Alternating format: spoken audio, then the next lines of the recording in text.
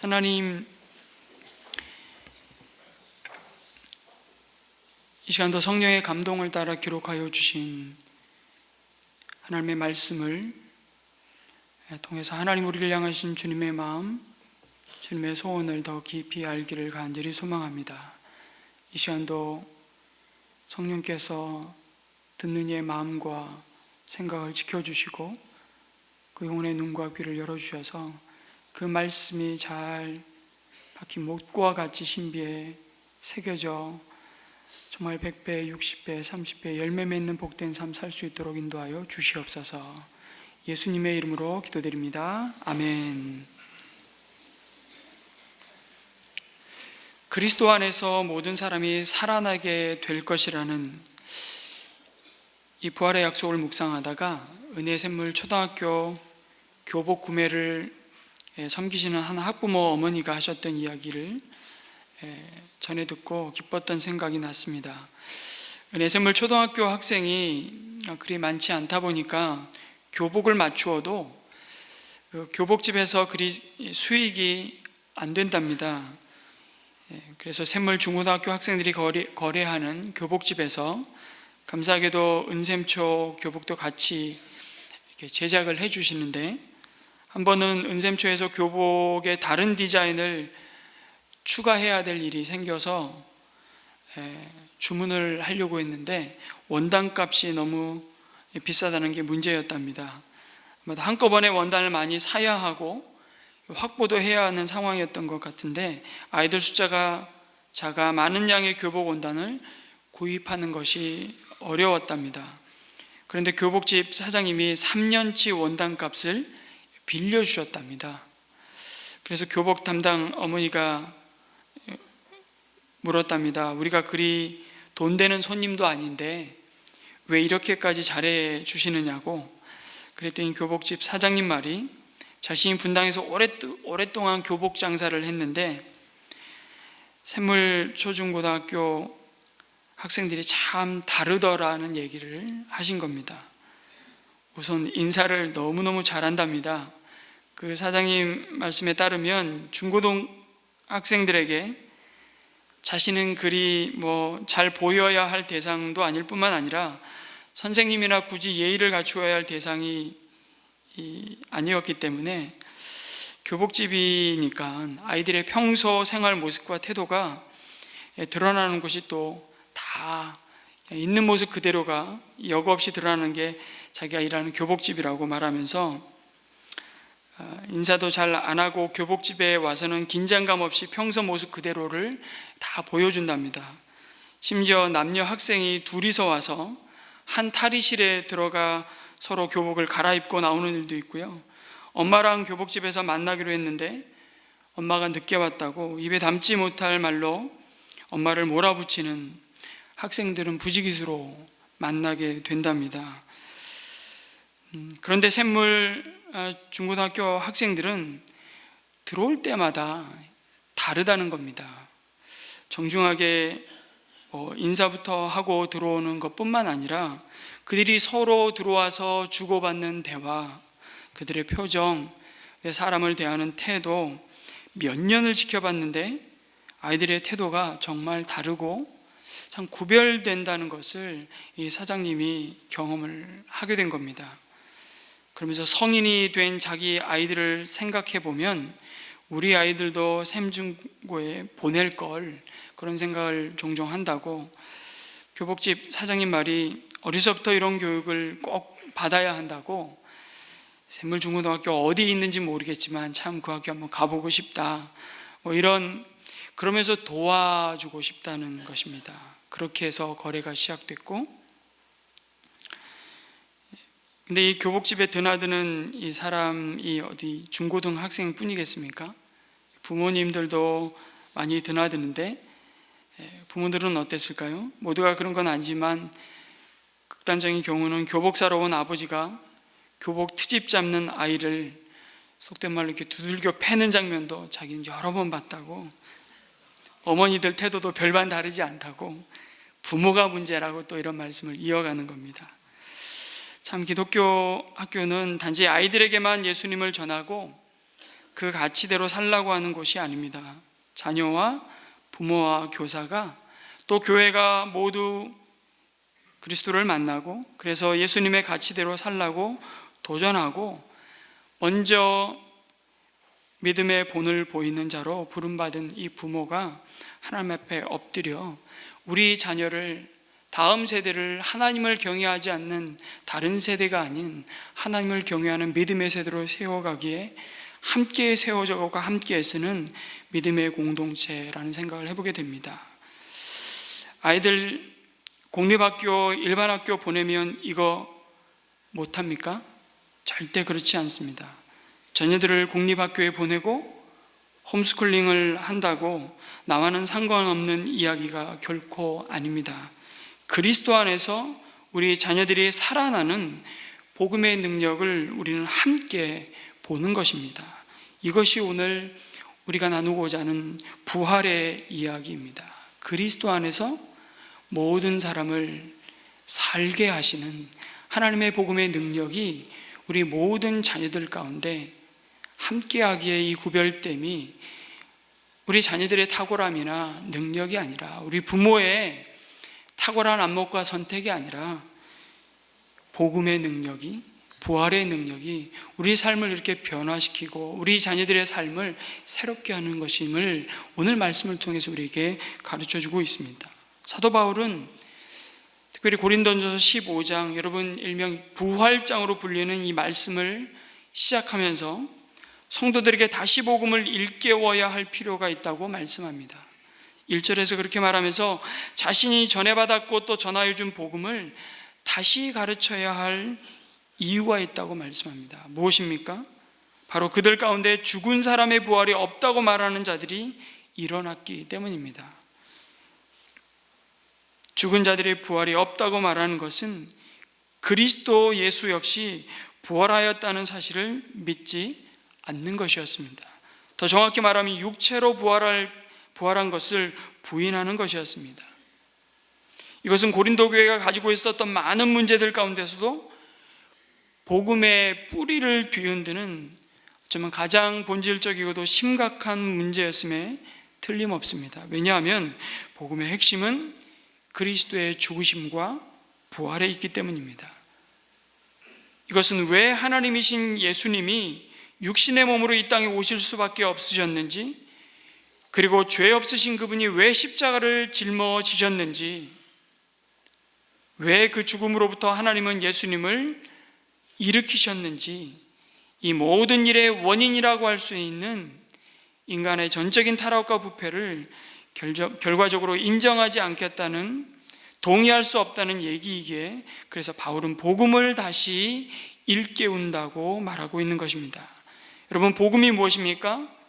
바울은 아주 분명하고 단순하게 다시 선포합니다. 예수 그리스도께서 성경대로 우리 죄를 위하여 죽으셨다는 것과 무덤에 묻히셨다는 것과 성경대로 사흘 만에 살아나셨다는 것과 여러 성도들에게 나타나셨다는 사실이라고 말씀합니다.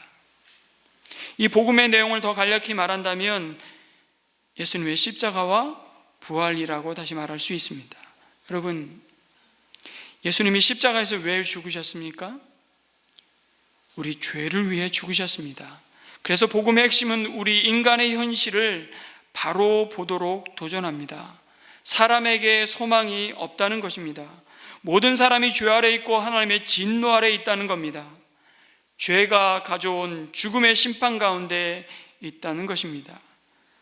이것이 주님의 십자가가 모든 인생으로 하여금 직면하게 하는 메시지입니다.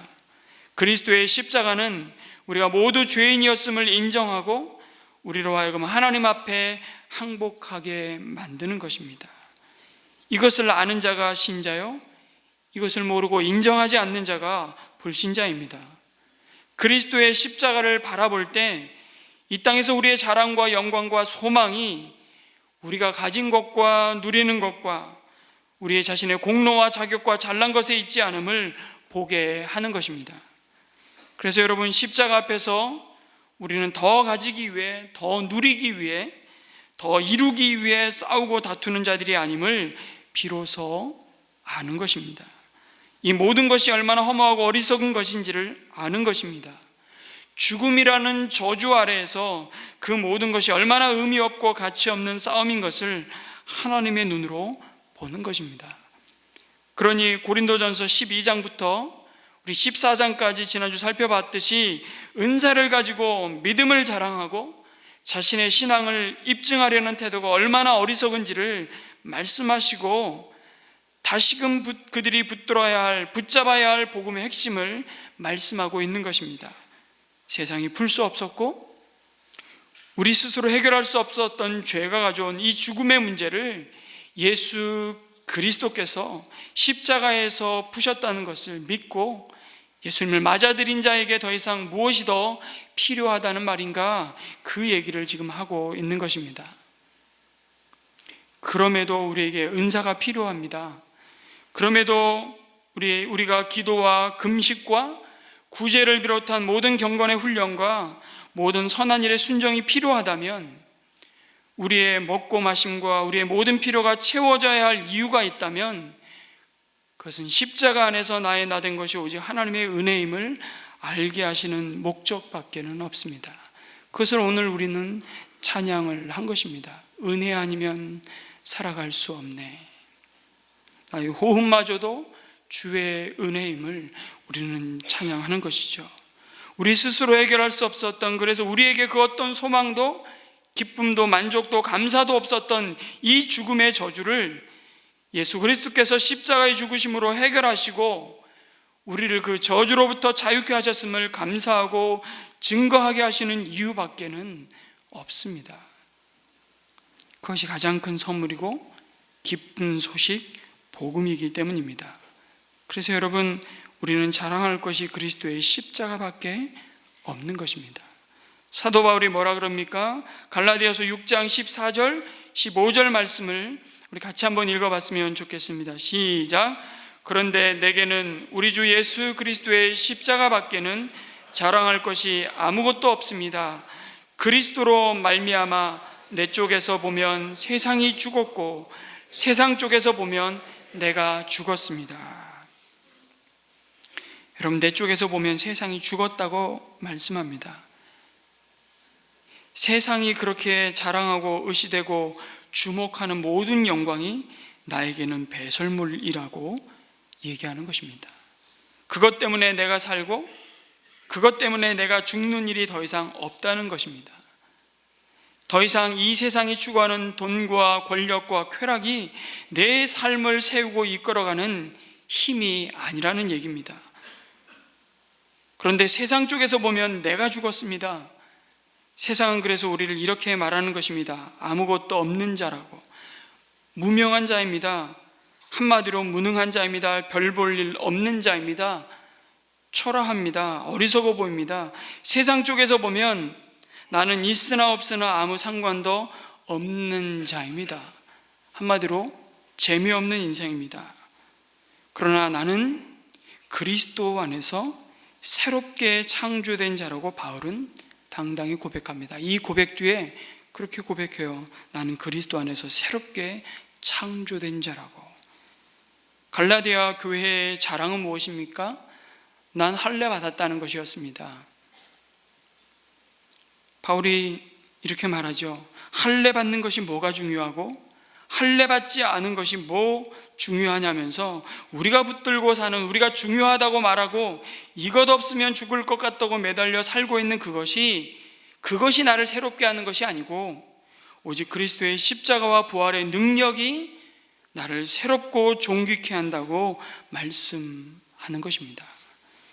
우리 주 예수 그리스도의 은혜를 입은 사람이라는 것을 항상 놓치지 않도록 우리를 붙드시는 사실이 바로 그리스도의 부활이라고 말씀합니다. 여러분, 죽음의 권세를 이기시고 3일 만에 부활하신 주님이 우리와 함께 하시기에 우리는 그래서 어떤 절망 속에서도 무너지지 않는다고 말씀합니다. 이 사실을 사실로서 받아들이는 것이 참된 믿음이라고 말씀합니다. 그런데 고린도 교인들 가운데 육체의 부활은 있을 수 없다고 부인하는 자들이 나타난 것입니다. 그들의 철학이 만들어 놓은 그 시대의 사람의 생각을 따라 믿음의 기초를 흔들어 놓았던 것입니다. 눈에 보이지 않는 것은 선하고 영원하고 그것이 이데아입니다.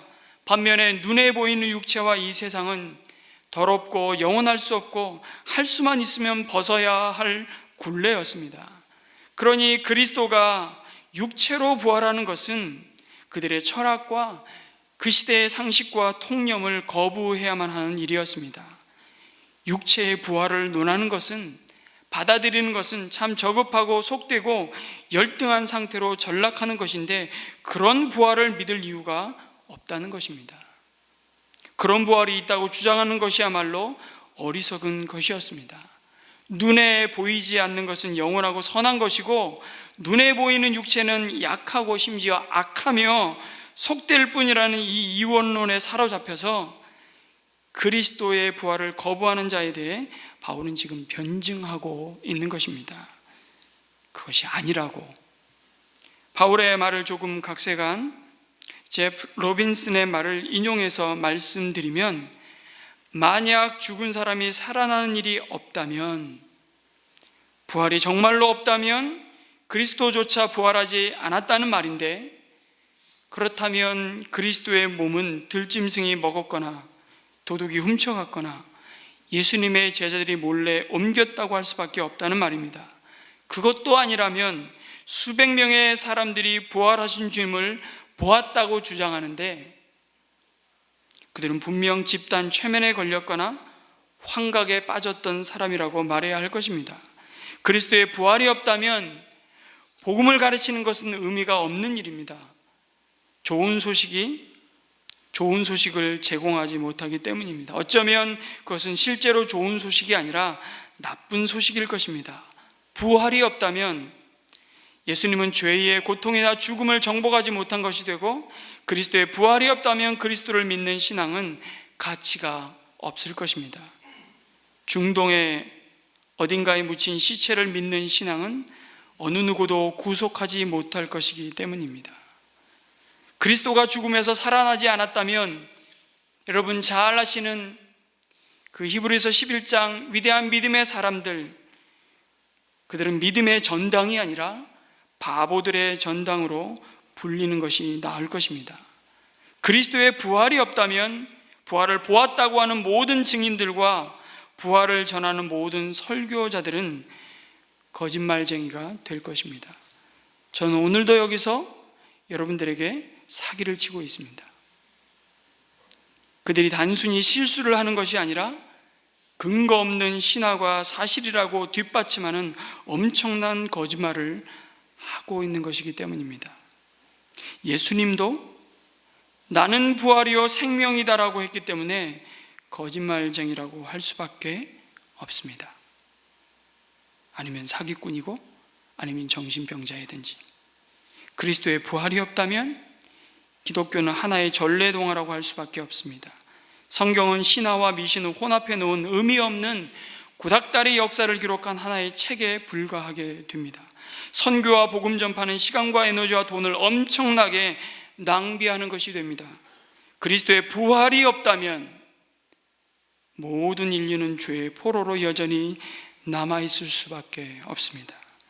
죄의 삭은 사망이라고 하는 이 바울의 말은 저주하는 선언이 되고, 우리가 사는 세계는 죄의 포로로 남아있고 우리는 여전히 죽음의 노예로 남아있게 됩니다. 그리스도의 부활이 없다면 이미 모든 죽은 자들은 지옥에 떨어졌습니다. 그리스도가 부활하지 않았다면 죄를 짊어질 희생물이 없기 때문입니다. 인간과 하나님을 중재할 중재자가 없기 때문에 모든 인간은 영원히 하나님의 노여움을 다시 직면해야 할 것입니다. 그리스도의 부활이 없다면 크리스천들은 이 세상에서 가장 어리석은 사람들이라고 할 수밖에 없습니다. 복음의 모든 부분이 사실이 아니라면 우리는 사망을 이기도록 도움을 주지도 못하는 하나님을 추구하느라고 우리의 생애를 낭비하는 꼴이 될 것입니다. 부활 사건이 사실이 아니라면 기독교 신앙을 기둥처럼 떠받들고 있는 사실은 먼지와 같이 사라져 버릴 것입니다. 자, 여러분, 이제 여러분에게 묻겠습니다. 어쩌시렵니까? 그리스도가 다시 살아나시지 않았다면 이 예배가 무슨 의미가 있겠습니까? 자, 다 그만 일어나시죠. 오늘 날씨도 너무 좋은데 단풍 구경 가셔야죠. 왜 이러고 있으십니까? 궁상맞게. 그러나 이제 20절에 사도 바울은 선포하고 외칩니다. 놀라운 반전이 있습니다. 주목하십시오. 그러나 이제 그리스도께서 죽은 사람들 가운데서 살아나셔서 잠든 사람들의 첫 열매가 되셨습니다. 한 사람으로 말미암아 죽음이 들어왔으니 또한 한 사람으로 말미암아 죽은 사람의 부활도 옵니다. 아담 안에서 모든 사람이 죽는 것과 같이 그리스도 안에서 모든 사람이 살아나게 될 것입니다. 할렐루야, 아멘. 여러분은 그리스도 안에 있는 자입니까? 아니면 여전히 아담 안에 있는 자입니까? 아직 잘 모르시겠습니까? 아직 어느 쪽인지 확신이 없으십니까? 여러분, 요한일서 5장 12절 말씀에서 사도 요한은 이것을 분명하게 확인시켜 주십니다. 우리가 생명의 상 공부의 구원의 확신에 대한 주제를 다루면서 이 말씀을 꼭 나누는데요, 한번 같이 읽었으면 좋겠습니다. 시작. 그 아들을 모시고 있는 사람은 생명을 가지고 있고 하나님의 아들을 모시고 있지 않은 사람은 생명을 가지고 있지 않습니다. 여기서 그 아들은 누구입니까? 예수님이죠. 어떤 사람이 아들을 모시고 있는 사람입니까? 질문이 어렵습니까? 예수님을 영접한 사람이죠. 그래서 아들을 모시고 있는 사람은 생명을 가지고 있고, 말을 바꾸면 예수님을 거부하거나 무시하거나 배척하지 않고 나의 주 나의 하나님으로, 나의 주인으로 모셔드린 사람은 영생을 가지고 있고, 그 약속을 주면서 여러분, 이 사람이 죽으면 천국 갑니까? 지옥 갑니까? 답이 안 되세요? 이 사람이 지금 죽으면 천국 갑니까? 지옥 갑니까? 천국 가죠. 하나님의 자녀가 된 사람은 요한복음 1장 12절에 그랬잖아. 영접하는 자 곧 그 이름을 믿는 자들에게는 하나님의 자녀가 되는 권세를 주셨으니, 하나님의 은혜와 자비와 용서가 미치는 하나님이 다스리시는 그 천국에 가죠. 오늘 고린도전서 말씀으로 표현하자면 그리스도 안에서 부활을 소유한 자입니다. 그런데 사도 요한이 이 이야기를 하면서 그 아들을 모시고 있는 사람은 생명을 가지고 있습니다, 이렇게 끝내도 충분한데 이것을 부정으로 다시 반복합니다. 무슨 얘기냐면 강조하고 있다는 것입니다. 강조법을 사용해서 하나님의 아들을 모시고 있지 않은 사람은 생명을 가지고 있지 않습니다, 무엇인가 강조하기 위해서 같은 말을 부정으로 표현하고 있는 것입니다. 여러분들, 대학 수능 시험을 11월 14일 날 앞두고 이 입시 시즌에 그런 이야기를 합니다. 실력이 있으면 붙는 거고 실력이 없으면 떨어지는 거지, 이런 말을 우린 하죠. 안 하시나요? 이건 무엇을 강조한 표현이죠? 실력이 있으면 붙는 거고 실력이 없으면 떨어지는 거지. 실력의 어떤 면을 강조하고 있죠? 실력의 유일성입니다. 이런 얘기입니다. 실력이 있으면 돈 없고 빽이 없어도 상관이 없고, 실력이 없으면 아무리 돈이 있고 빽이 있어도 소용없고, 붙냐 안 붙냐는 실력에 달렸을 뿐만 아니라 뭐에 달렸다? 실력 하나에 달렸다는 얘기를 그렇게 하는 겁니다. 실력의 유일성이죠. 오늘 이 시대가 그렇지 않은 모습을 자꾸 보여주기 때문에 우린 참 우리 자녀 세대들이 고통받고 있잖아요. 우리가 그런 이야기를 할 때 실력이 있으면 붙는 거고 실력이 없으면 떨어지는 거지, 이렇게 이야기하는 겁니다. 이거 수사학에서는 필요 충분 조건이라고 말하는데요. 그래서 아들을 모신 사람은 생명을 가지고 있고 아들을 모시고 있지 않은 사람은 생명을 가지고 있지 않습니다. 이렇게 이야기할 때 내가 생명을 가지고 있느냐 없느냐는 아들을 모셨냐 안 모셨냐에 달렸을 뿐만 아니라 그것 하나에 달려 있다는 겁니다. 내가 아들을 예수님을 영접했으면 다른 것이 조금 부족해도 상관이 없고, 예수님을 영접하지 않았으면, 다시 말해 예수님을 거부하고 배척하고 무시했다면 다른 것을 아무리 잘해도 소용없고, 내가 영생을 가졌냐 부활의 생명을 가졌냐 안 가졌냐는 것은 예수님을 영접했냐 안 했냐에 달려있을 뿐만 아니라 그것 하나에 달려있다는 것입니다. 이것이 믿음의 유일한 근거입니다.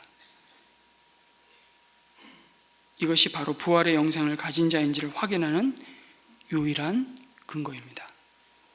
그래서 그리스도 안에 있다고 말하면서, 다시 말해 아들을 모시고 있다고 말하면서 부활이 없다고 말하는 것이야말로 모순 중에 모순이고 자기 스스로를 속이는 것이라고 말씀하는 것입니다. 그리스도 안에 있는 사람은 이미 그 속에 그리스도의 생명이 있는 자입니다. 그의 삶에 부활의 생명이 있다는 것을 그리스도께서 부활의 첫 열매로서 보증하셨다고 말씀하는 겁니다.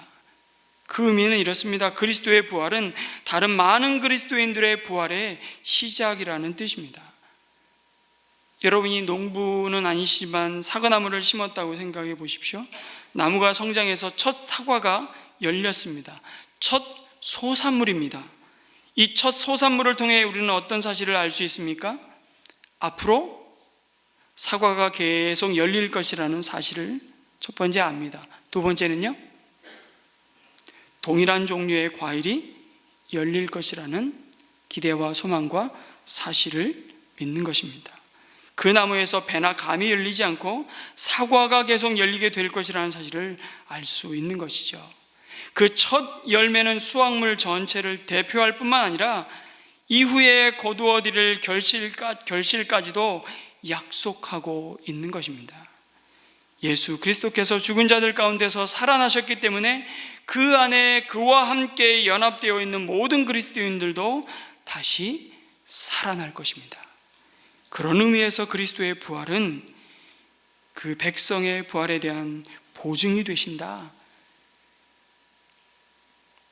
그리스도와 함께 죽고 그리스도와 함께 산 자들이 그가 죽음의 권세를 이기시고 더 이상 썩지 않을 몸으로, 신령한 몸으로 부활하셨던 것처럼 우리도 주님 다시 오실 그때에 순서를 따라 부활할 것이라고 약속해주고 있습니다. 그 약속을 가진 자들이에요. 그 약속을 가진 자들이 이 땅을 살아갈 때 구차히 살아갈 수 없다는 것입니다. 성령께서 우리 안에 부활의 영으로 우리와 영원히 함께 하시는 성령께서도 다름 아닌 바로 이 사건의 확실한 보증으로 우리 안에 오셔서 너는 내 거야, 너는 부활의 사람이야, 너는 하늘의 사람이야, 그거를 인치시는 자라고 말씀해 주십니다. 여러분, 인친다는 게 뭡니까? 소와 양을 방목할 때 누가 내 것인지 남의 것인지 구분하지 못하니까 요 양은, 요 새끼는 내 거야, 윤만선의 윤자를 불로 지지는 거죠. 지져서 확인하는 겁니다. 이건 내 거야, 내 소유야. 성령께서 우리 안에서 하시는 일이 그것입니다. 너는 부활의 사람이야. 너는 그리스도의 생명을 소유한 자야. 너는 하늘의 사람이야. 너는 내 거야. 이 사실을 확인시켜 주시는 것이 우리 안에 성령이 행하시는, 부활의 보증이 되신 성령이 행하시는 놀라운 복음의 역사입니다. 반면에 여러분, 아담 안에 있는 자는 누구입니까? 부활하신 그리스도를 영접하지 않은 자들입니다. 여러분, 우리 안에 죽음을 가져온 자가 누구입니까? 바로 첫사람 아담이었습니다. 그 죽음은 무엇에서 비롯된 것입니까? 바로 죄입니다. 그래서 죄의 원흉이 누굽니까? 바로 첫사람 아담입니다. 그래서 한 사람으로 말미암아 죽음이 이 세상을 지배해 버렸습니다. 아담 이후로 모든 사람은 그 죄에서 결코 자유로울 수 없는 운명 가운데 태어났습니다. 우리는 오늘도 그 죽음의 여러 가지 증상들과 죽음의 열매들과 영향들로 인해 신음하는 세상을 봅니다. 여러분, 그 죽음의 증상과 열매들이 무엇인지 한번 말씀해 보실래요? 여러분이 지금 경험하고 있는 죽음의 증상들은 무엇입니까? 여러분, 매일 즐겁게 확인하시잖아요. 여러분, 1일 연속곡 한 편만 보면 거기에 다 들어있습니다. 딱딱하지만 9시 뉴스 보시면 계속해서 잘 요약 정리된 죄의 이야기가 소개됩니다. 죽음의 이야기가. 그래도 막연하면 로마서 1장 28절 이하를 보면 파노라마처럼 죽음의 증상과 파괴적인 모습이 생생히 증언됩니다. 한번 보겠습니다.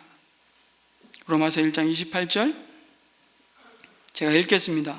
사람들이 하나님을 인정하기를 싫어하므로 하나님께서는 사람들을 타락한 마음자리에 내버려 두셔서 해서는 안 될 일을 하도록 놓아 두셨습니다.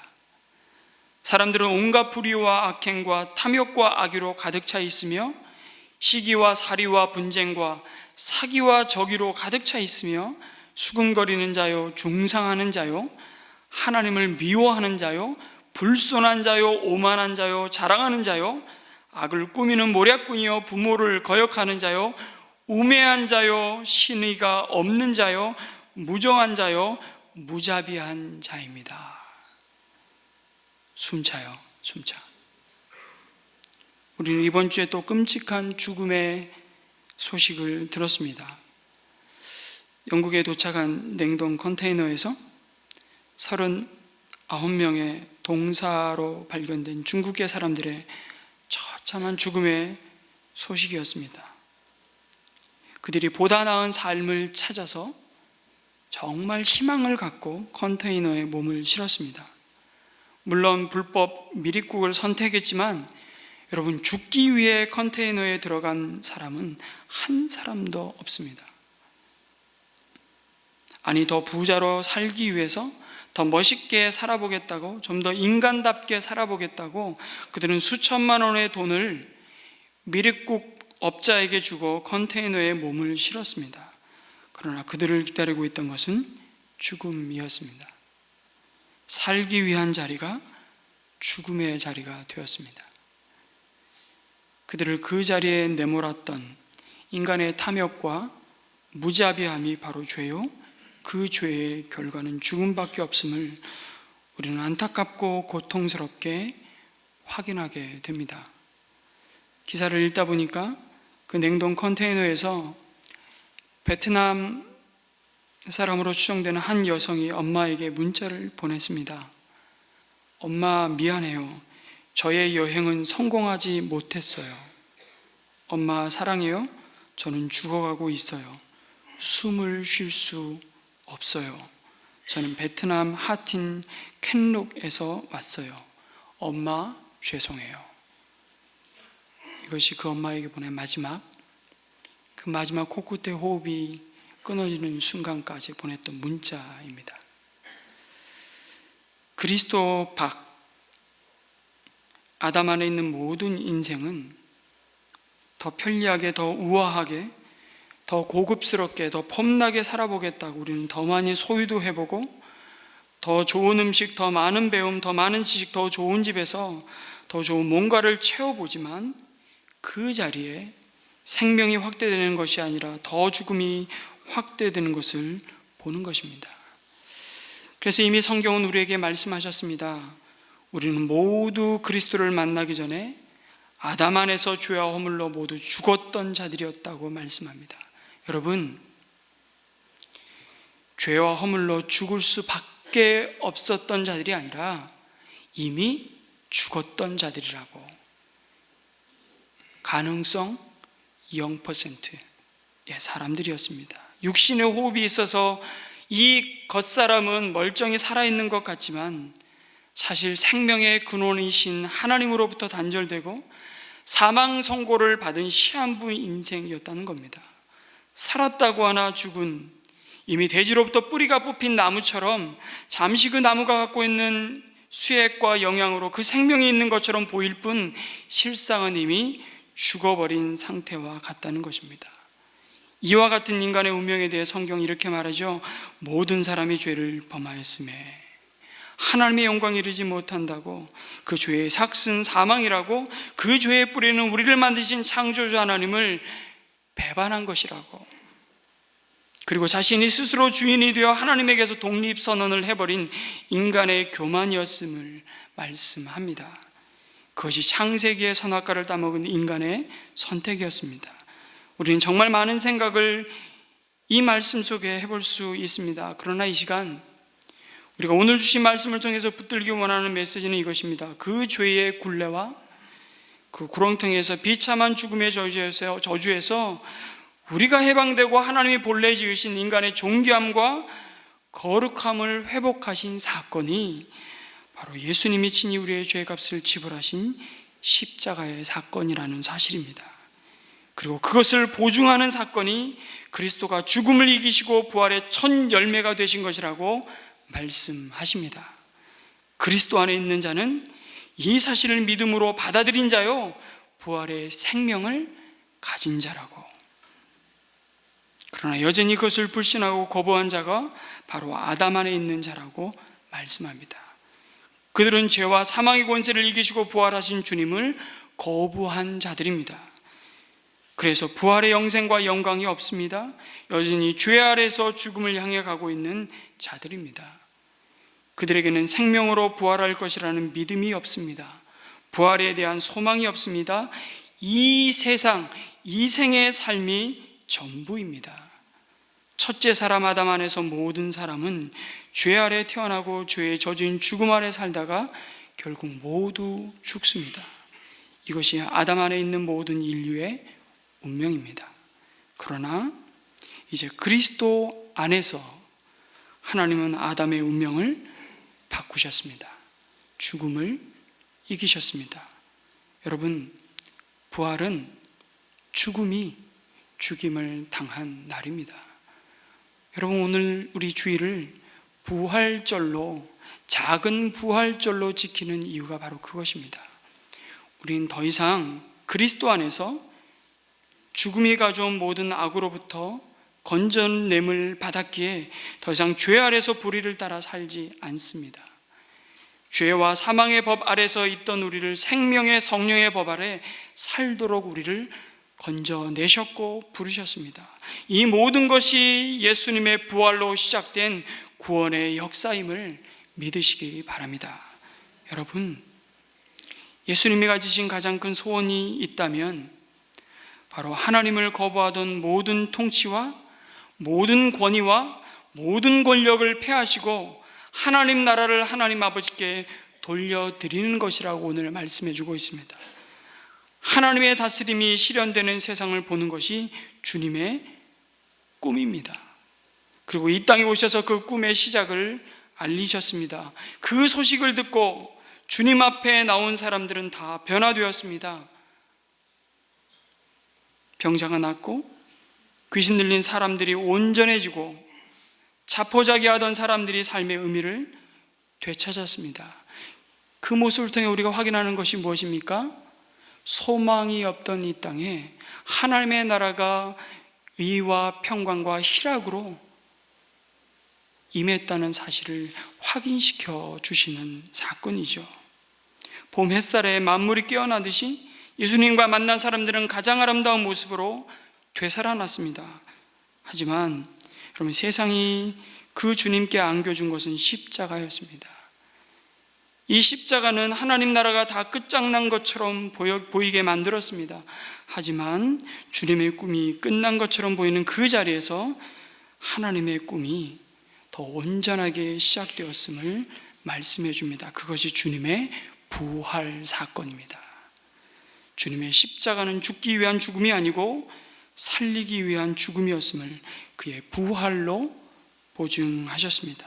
그래서 다른 이들을 복되게 하기 위해 그 부활의 생명을 가진 우리가 자기 욕망을 제한하는 사람들이야말로 그리스도께 속한 사람, 부활의 사람들이라고 말씀합니다. 그래서 그리스도의 부활을 믿는 이들은 이제 이 고통과 시련의 땅, 여전히 우리가 바라보고 우리가 달려가야 할 이 죽음의 땅, 눈물의 땅에서 서성이고 있는 사람들과 세상 도처에서 울부짖고 있는 사람들에게 다가가야 합니다. 선뜻 그들 곁에 다가갈 수 없다면 기도라도 해야 합니다. 삶에 힘겨워 신음소리를 내는 자들에게 우리는 쉽게 돌팔매질을 해서는 안 됩니다. 뭐 한다고 컨테이너에 타가지고 저렇게 표현을 거칠게 해서 죄송합니다. 개죽음을 당하냐. 우리는 그렇게 쉽게 말해서는 안 됩니다. 그렇지 않다면 우리는 여전히 아담 안에 있는 자, 죽음에 속한 사람일 것입니다. 사랑하는 성도 여러분, 이번 한 주간도 우리를 부르시고 우리를 보내신 우리의 가정에, 우리의 일터에서, 우리의 모든 삶의 자리와 우리의 관계에서 그리스도 안에 있는 자에게 약속된 이 부활의 능력과 생명이 우리의 기도와 우리의 작은 섬김과 따뜻한 위로와 소망의 말 한마디 한마디를 통해서 영광스럽게 흘러가기를 주님의 이름으로 축원합니다. 아멘.